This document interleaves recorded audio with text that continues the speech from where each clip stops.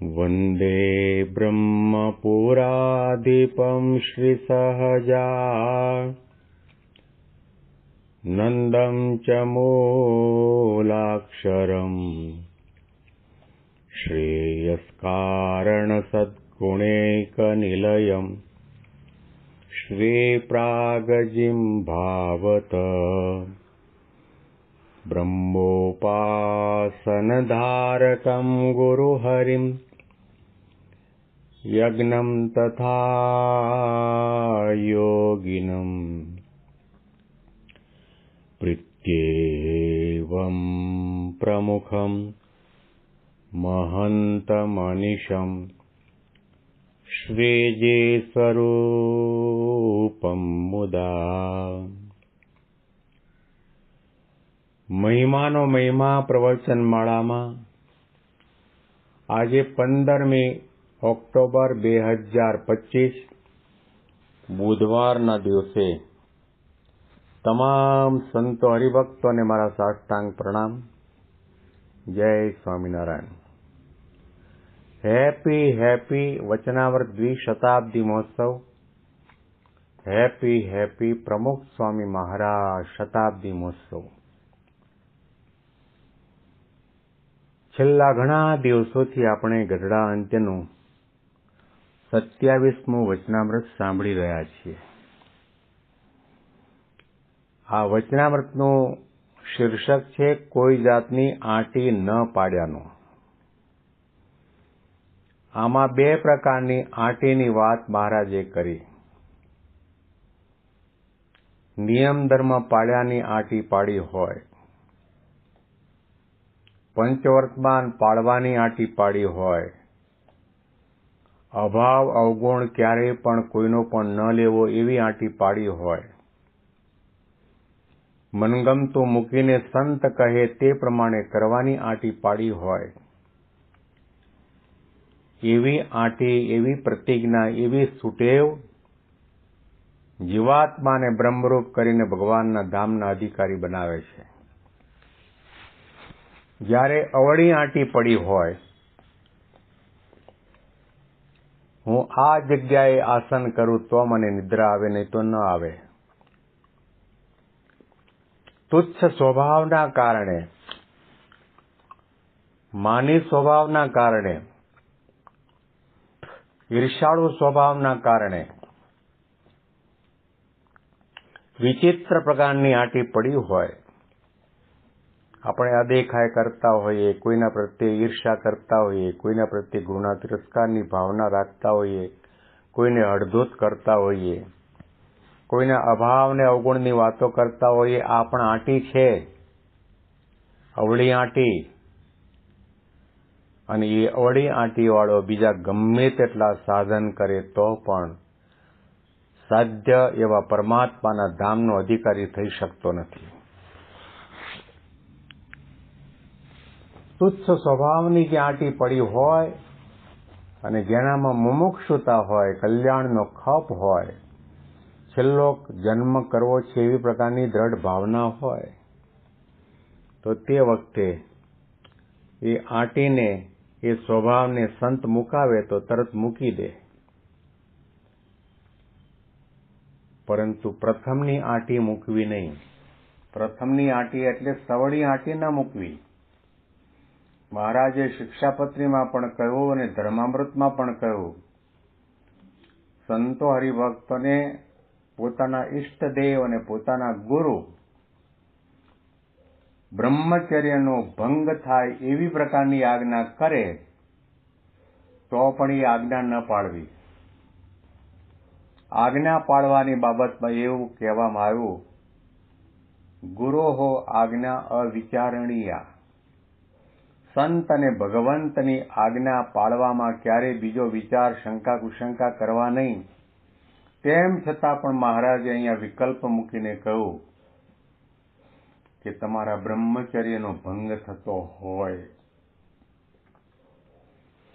એવા ગુરુની કે ભગવાનની આજ્ઞાનું પાલન ન કરવું. શ્રીજી મહારાજે નિષ્કુળાનંદ સ્વામીને કહ્યું, જાઓ આ મહિલા બહેનોની સભામાં વાતો કરો, નિષ્કુળાનંદ સ્વામી ન ગયા. કોઈએ પૂછ્યું કેમ મહારાજની આજ્ઞા પાળતા નથી? નિષ્કુળાનંદ સ્વામીએ કહ્યું કે મહારાજની આજ્ઞા લોપીને હું વિમુખ થાઉં એ મને માન્ય છે, પરંતુ હું મારી મર્યાદા સાધુના નિયમ ધર્મનો ત્યાગ કરીને વિમુખ થાવ એ મને માન્ય નથી. આમ છતાં પણ મહારાજ પોતે જડતાવાદી નથી રહ્યા.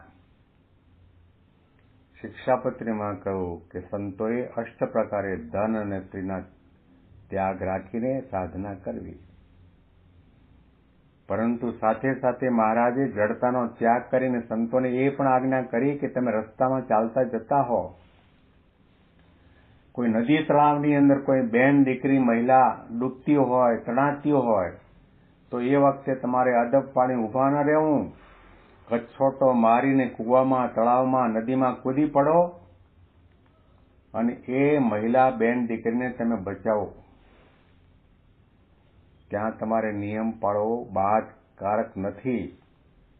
તમારે ત્યાં મર્યાદા મૂકીને તમારી અને વ્યક્તિની રક્ષા કરવી. પ્રાણાપદ્યુપન્નાયામ સ્ત્રીણામ સ્ત્રીશામ ચ વાક ક્વચિત તદા સૃષ્ટાપી તદ્રક્ષા કાર્યા સંભાષ્ય તવા. એની સાથે વાત કરીને, બોલીને, એનો સ્પર્શ કરીને પણ એને બચાવવી. તો શ્રીજી મહારાજ અહીંયા આગળ કહે છે કે 5 વર્તમાન સંતોના માટે અને હરિભક્તોના માટે મહારાજે આપ્યા છે. એની દ્રઢતા કરી હોય એ આંટી ક્યારેય પણ સંત કહે તો પણ મૂકવી નહીં. અવળી આંટી પાડી હોય, કોઈની સાથે અણબનાવ થયો હોય, કોઈની સાથે અબોલા લીધા હોય, કોઈની સાથે અભાવ ગુણ થયો હોય, તો સંત કહે કે આપણે સત્સંગમાં સાધુ થયા, હરિભક્ત થયા શાના માટે? આપણા પોતાના કલ્યાણના માટે. સંત અને ભગવંતને શું ગમે છે? સંપ ગમે છે, એકતા ગમે છે, સુરતભાવ ગમે છે, દરેકનો મહિમા સમજીએ એ ગમે છે, દાસત્વ ભાવ ગમે છે, દરેકને પગે લાગીએ તે ગમે છે. તો એ માર્ગે ચાલો અને આ આંટીને મૂકી દો. અને આંટીને જો પકડી રાખે તો પછી સમજી લેવું કે તમે ભગવાનનો મહિમા સમજ્યા નથી, અથવા તો તમારામાં મુમુક્ષુતા નથી, કલ્યાણનો ખપ નથી. જો કલ્યાણનો ખપ હોય તો સંત અને ભગવંત જેમ કહે તેમ કરવા માટે તૈયાર થાય.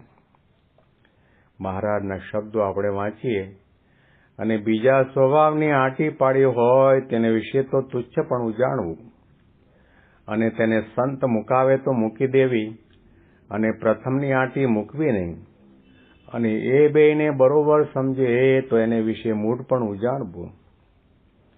જેમ બાળક હોય તેને મુઠ્ઠીમાં બદામ જાલી હોય, તેને કોઈક મુકાવે તો મૂકે નહીં, અને રૂપિયાની મુઠ્ઠીવાળી હોય અને સોનામોરની મુઠ્ઠીવાળી હોય અને તેને મુકાવે તો તેને મૂકે નહીં, ત્યારે એ બાળકે બદામ તથા રૂપિયો અને સોનામોર તેને વિશે બરાબર માલ જાણ્યો, માટે બાળકને વિશે મૂઢપણું છે. મહારાજ કેટલું સરસ દ્રષ્ટાંત આપીને આપણને સમજાવે છે. બાળકના હાથમાં બદામ હોય અને એ મુઠ્ઠી વાળીને બેઠો હોય અને આપણે એને લેવા માટેનો પ્રયત્ન કરીએ તો બદામ મુઠ્ઠીમાં વાળેલી છે એ નહીં આપે. હવે એના એ બાળકના હાથની અંદર મુઠ્ઠીમાં સોનામોર હોય, રૂપિયા હોય, અને કોઈ મુકાવવા માટેનો પ્રયત્ન કરે તો ન મૂકે. એનો અર્થ એ થયો કે બદામ, રૂપિયા અને સોનામોર બધું એના માટે હરખું છે. જેમ મૂઢપણું જેને વ્યાપી ગયું હોય, અજ્ઞાન અવસ્થા હોય, આસક્તિ, વાસના, કામનાના કુંડાળામાંથી બહાર નીકળ્યો ન હોય, સમજણ ના આવી હોય, એ સંત કહે તે મૂકવા માટે તૈયાર ન થાય. માન મૂકો, ઈર્ષા મૂકો, કપટ મૂકો, દંભ મૂકો, અહંકાર મૂકો, અહંતા મમતા મૂકો. એ મૂકવા માટે મનગમતું મૂકવા માટે તો આપણે સત્સંગમાં આવ્યા છીએ. અનંત જન્મ લીધા, ક્યારેય પણ ભગવાન અને સંતના કયા પ્રમાણે નથી કર્યું. એટલા માટે આપણે વારંવાર જન્મ મરણના ચક્રાવામાં ભટકવું પડે છે. અવળો સ્વભાવ દુઃખદાયક છે. અવળી આંટી જન્મ મરણ લેવડાવે તેવી છે. આના અનુસંધાનમાં વિશેષ મહિમાની વાતો આપણે આવતીકાલના પ્રવચનમાં સાંભળીશું. તમામ સંતો હરિભક્તોને મારા સાષ્ટાંગ પ્રણામ. જય સ્વામિનારાયણ.